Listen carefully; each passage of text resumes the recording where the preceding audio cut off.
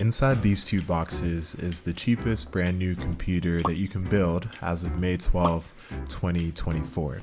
And the entire system only cost us about $372. Occasionally, I get curious to see what kind of PC we can build if we filter our prices from low to high. And this is what we came up with. And I think the parts and the performance might surprise you.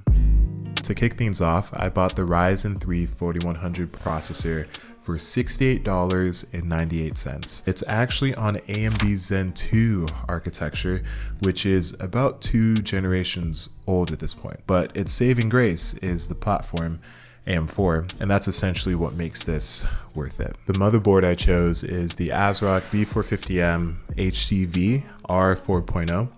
Now, this was only $60, which is a really good price for an AM4 motherboard, and we can actually overclock on this thing and mess with any voltage and PBO settings that might be really helpful. DDR4 RAM is so cheap nowadays, so this was pretty simple and straightforward. I just chose the cheapest 3200 megahertz CAS latency 16 gigabyte kit that I could find. I could have gone for cheaper RAM, but the extra $3 to $5 is totally worth it. In a similar fashion, I picked up the cheapest NVMe SSD that I could find. This is 500 gigs, and I bought it for $35. As far as power supplies go, I picked up the Thermaltake Smart 500 watt unit for $39.06. I have used this power supply too many times to count at this point, and every single time it has worked and served me well. Next up, we have the case, which is the most interesting part of this entire build. It's the SEMA S88BK, $31 before shipping, $41 with shipping. It doesn't look like something that you would buy for a custom PC build, and I kind of like that. It has some charm to it. Functionally, I think it does its job. It has some front vents for airflow, and it comes pre-installed with fans at no extra cost. And last, but certainly not least, we have the video card, and I chose the ARC A380 6GB. And I wanted to make sure that this PC had a dedicated GPU. A year ago, I would have skipped over this video card, but I think at this price point, it offers things that other GPUs do not. One, it has 6 gigs of VRAM, which is better than any of its competitors at the price I bought it, $103.50. Two, it has dedicated ray tracing cores. Not a lot, but it can do it. Three, it's really good at non-gaming things because it has a dedicated AV1 hardware encoder and decoder inside. Four, it has full 16 lanes. Now, our processor and motherboard only supports PCIe 3 by 8 lanes, and so we will take full advantage of this GPU with the rest of our setup. But we can't say the same thing for competitors in the same price category. So those are all the parts for this build, and everything was brand new. No secondhand parts, none of that. Let's build it and see how well it does in games. Oftentimes, cheaper components sacrifice build quality or convenience to keep their prices low, so I was fully expecting this build to have some kind of obstacle along the way, but those never came. It was a smooth experience.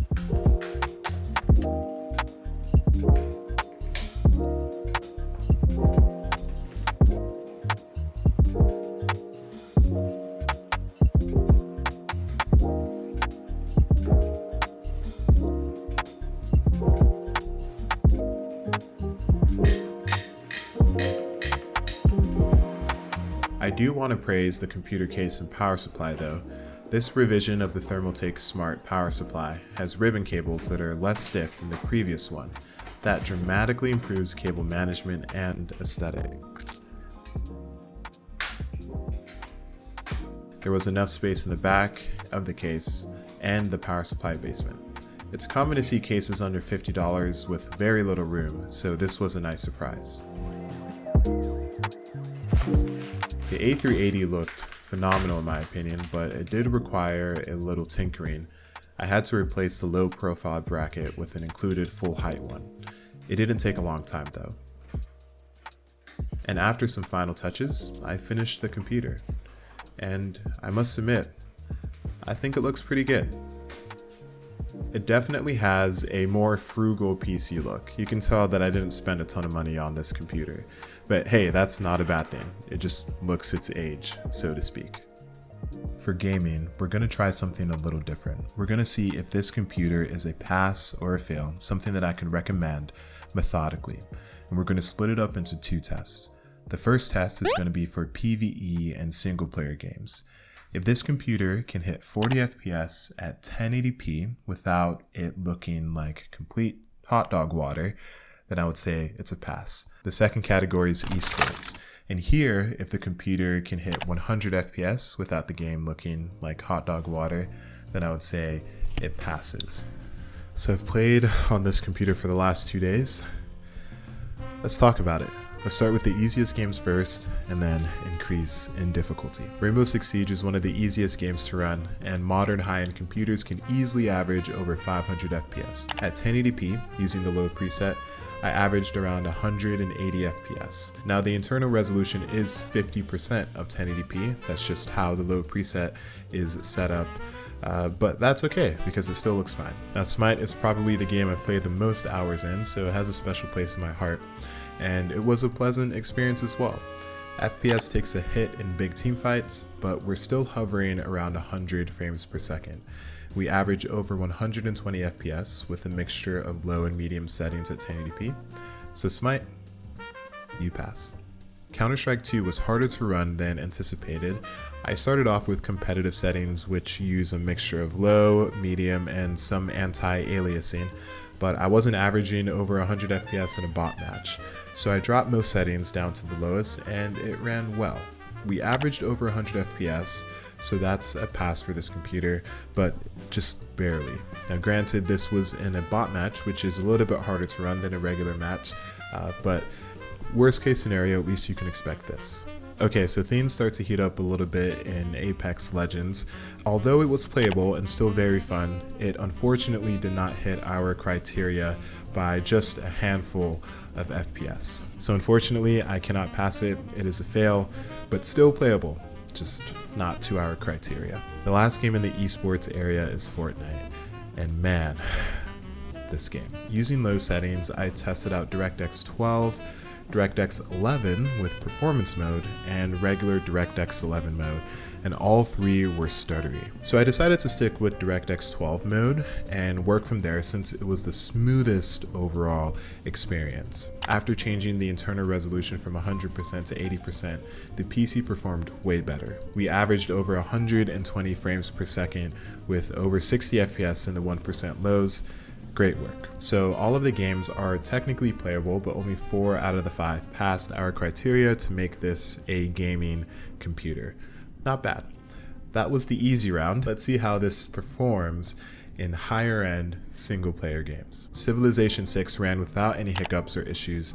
It's an older PvE title, well optimized, and has no issues on older hardware. So at 1080p with medium settings and no anti-aliasing, the system met the goal. Easy pass. Things get a little harder in Helldivers 2. It's not the most intense game, but it's definitely a step up from Civ. I was surprised at how well the game played on this system though. We averaged in the upper 50s with the low preset and the quality render scale. It was smooth, and minus the lower graphical fidelity, I felt like gameplay was not affected because of my computer. So it gets a pass. I'm a big MMO guy, so I totally had to throw one in there, and the one that I still play from time to time is New World from Amazon. I will say the first time you enter the game, it stutters a decent amount, and this is probably because the game needs to load data into hardware caches and RAM, but after that's over, it does a great job. We only average about 30 FPS in town centers, which is probably the most intense part of this entire game. But outside of that, the game sat between 45 and 55 FPS. Now, I was really frightened about Hogwarts Legacy because it didn't work well on my previous ARC card, but the A380 did a solid job. It averaged 55 FPS, and there was some expected stuttering, but it was definitely playable and enjoyable. I mean, for $372, it did way better than expected. Gets a pass. Cyberpunk was another game that kind of had me shaking in my boots a little bit because it's just so hard to run. It really hammers your CPU and your GPU. But with the right settings and some upscaling, the PC did a decent job. At low settings with the ultra quality upscaling, it averaged 51 FPS in the benchmark. Easy pass. And lastly, we have Elden Ring, one of my personal favorite games ever, and at 1080p, low settings without any upscaling, the system did better than expected. It averaged around 45 FPS with mostly smooth gameplay. My game did stutter when I was jumping through some foliage, and to be honest, that does make a big difference. I'm pretty sure I took at least one hit from the Sentinel because my game jumped around during that exact moment. But it was fairly rare. I think when it's all said and done, the game was playable most of the time, but you just need to be mindful about certain areas. So I would still say it gets a pass. When it's all said and done, this computer passed 9 of the 11 tests, which is an 82%. And that's pretty good, especially for the price. But is it something that I recommend for people to build themselves? No, not at all. For the same price as this computer, you can build yourself a much faster system simply by buying a Ryzen 5 3600 secondhand and a GTX 1660 used. And this experiment really hammers out the point that if you are building a computer for, let's say, under $500, you're really doing yourself a disservice by not checking out the secondhand market. With all that being said, I'm still pretty surprised by this computer. I'm curious to see if you guys would have changed anything, at least with the brand new parts, and then maybe in the used market, what would you upgrade to make this a way better value computer? Let me know in the comments below. Thank you guys so much for watching, and I'll see you in the next video. Peace.